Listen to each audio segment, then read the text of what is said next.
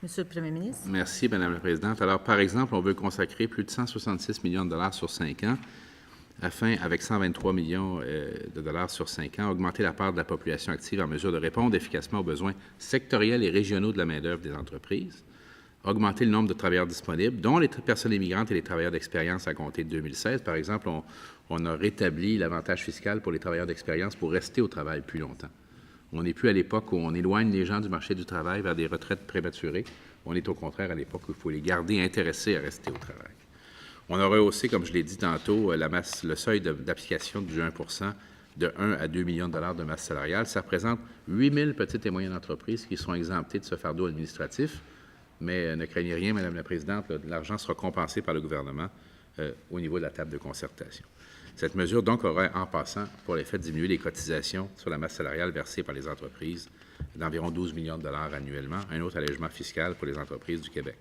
On veut également revoir la mission de la Commission des partenaires du marché du travail, notamment afin de lui attribuer le mandat de définir les besoins en développement de la main-d'œuvre, en adéquation avec les besoins des entreprises et les perspectives du marché du travail. Par exemple, 10 millions de dollars par année aux établissements d'enseignement, afin qu'ils puissent offrir des programmes de formation mieux adaptés aux réalités du marché du travail, avec des programmes de courte durée privilégiant les stages. On ne fait pas assez de stages en entreprise au Québec. 2 millions de dollars par année pour l'octroi de bourses d'études dans les secteurs déterminés par la Commission des partenaires. 5 millions également pour financer les services d'emploi offerts par Emploi Québec.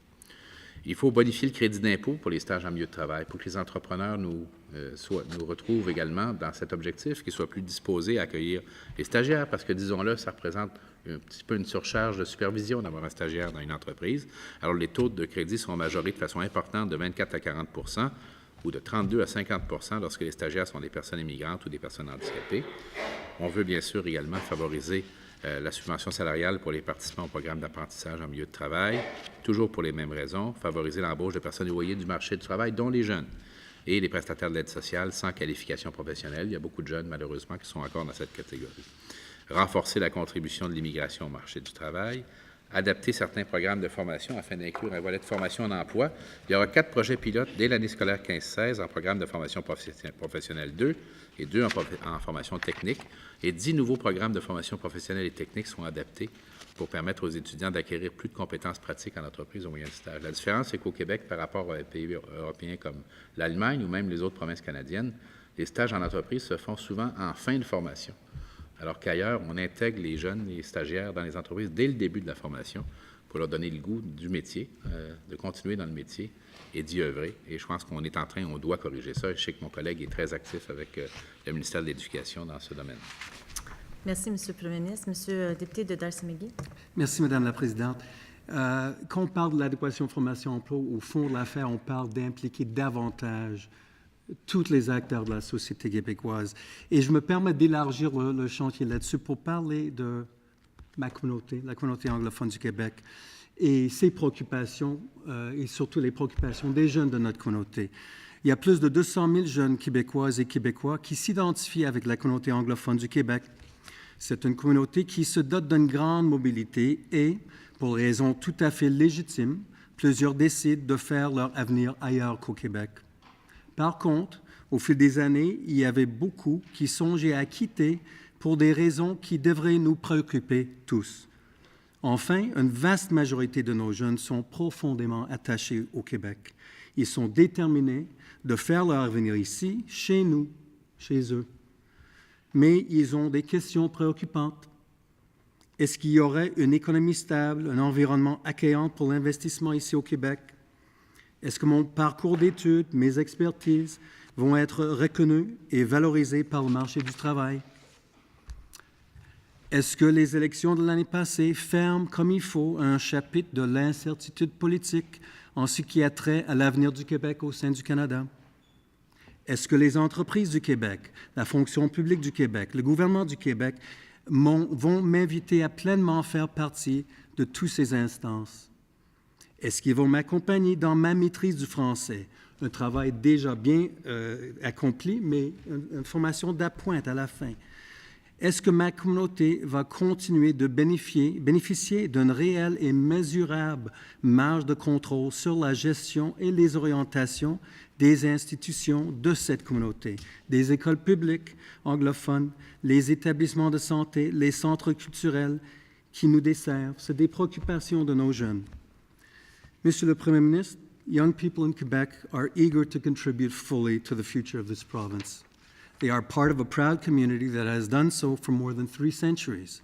They are so proud to master French in increasingly impressive numbers and to play a part in a Quebec that has greatly evolved over the past 3 generations and that they want to be part of. Can I ask you, Monsieur le Premier Ministre, to explain to those who are listening to us today what our government has done and plans to do to ensure that young Anglophone Quebecers are full and valued participants in building our future ici au Québec ensemble? Merci, Monsieur le député de Delsmagui. Monsieur le Premier ministre, vous avez 5 minutes. Oui, merci, Madame la Présidente. Je félicite notre collègue pour l'engagement profond qui est visible et audible par la façon dont il communique le message. Point symbolique, mais pour moi qui prend de l'importance, je donne de l'attention à la façon dont on nomme les gens. Bien sûr, on peut dire anglophone, francophone, et on a pris cette habitude chez nous. Puis malheureusement, je trouve qu'on sépare les gens de cette façon. Moi, je préfère parler de Québécois et de Québécoises d'expression anglaise, pour affirmer d'abord, dans le préambule de la phrase, que nous sommes tous des Québécois et des Québécoises à part entière, sans aucun niveau hiérarchique de différent en termes de citoyenneté.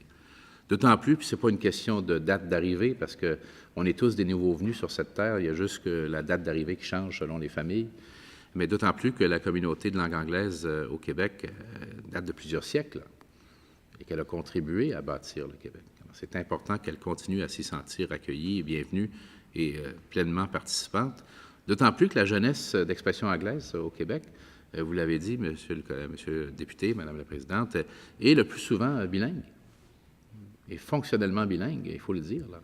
Et moi, j'ai exprimé parfois, certains me l'ont reproché, l'inquiétude qu'on a plus de gens fonctionnellement bilingues dans la communauté de langue anglaise que malheureusement nos jeunes dans la communauté de langue française, ce qui est un problème dans la vie d'aujourd'hui, dans le monde d'aujourd'hui au 21e siècle. Alors, il faut reconnaître cette compétence, cette participation et faire en sorte de donner des signaux répétés en ce sens, et surtout pas de signaux inverses, de façon directe ou indirecte, laisser croire à certains groupes de Québécois, de Québécoises, qu'il y a des niveaux différents de citoyenneté.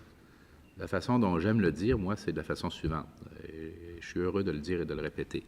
Mon ancêtre à moi, à Guillaume, est arrivé en 1613 avec Champlain, un des 2e ou 3e voyages de Champlain. C'est bien, ça m'enracine au Québec, puis je le sens très profondément, mais ça ne confère à ma citoyenneté aucune supériorité par rapport à la personne qui est chez nous depuis 5 ans, 10 ans et qui veut y établir sa famille. Et c'est important de le dire. C'est important de le dire. Lorsqu'on fait le choix de s'établir dans une société, on y appartient de part entière.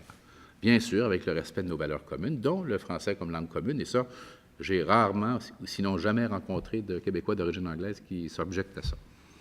Mais ils désirent qu'on respecte leur contribution à notre société, leurs institutions. Les institutions sont très importantes, on le sait, et notre collègue le sait très bien. Et on va faire en sorte que ce soit le cas et donner lieu également, donner suite à ce que j'ai dit pour que ces différents programmes dont on parle depuis le début de cette séance ici soient vus comme accessibles à tout le monde. Et on fera en sorte, et je remercie mes collègues qui ont dans les électeurs des Québécois d'expression anglaise, de nous présenter les situations où il faut faire mieux, et on le fera, parce que tout le monde doit participer, tout le monde doit bénéficier de la prospérité au Québec. Merci, Monsieur le Premier ministre.